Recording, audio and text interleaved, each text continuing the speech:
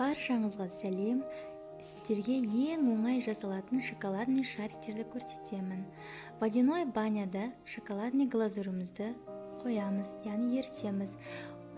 Шоколадный глазур кез келген кондитерлік дүкендерден сатылады. Осылай ерігенше біраз отта ұстаймыз, және кішкене суытып, шоколадный шарик шығаратын қалыпқа жартысына дейін, яғни толтырмай құйып шығамыз әр бөліктеріне.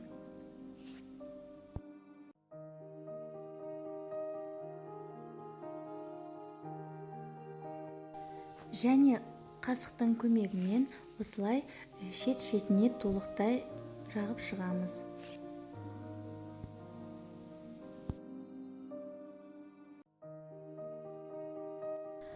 Және де біршама уақыттан соң тағы да 2-3 қайтара шоколадты формамызға шет-шетіне толықтай жеткізіп жағып шығамыз.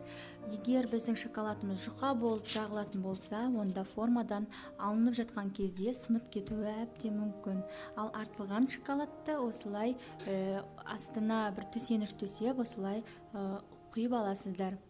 Біршама уақыттан соң шоколадымыз әбден қатады. Сол кезде формадан осылай оп-оңай алынады, және ысып тұрған табаға осылай екі шетін ауната отырып бір-біріне жабыстырамыз.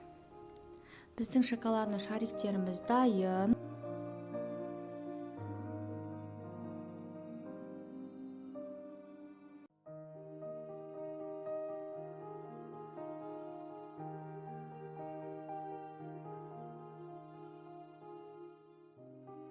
Қалауларыңызша алтын түстес немесе күміс түстес кондуринмен бояп шықсаңыздар болады.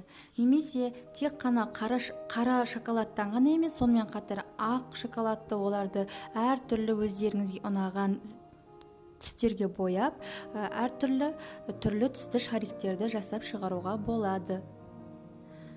Барлықтарыңызға рахмет. Сіздер де жасап көріңіздер. Егер де сіздерге менің видеом ұнаса, лайк басып, пікір қалдыруды ұмытпаңыздар. Және де менің каналыма жазылуды да ұмытып кетпеңіздер.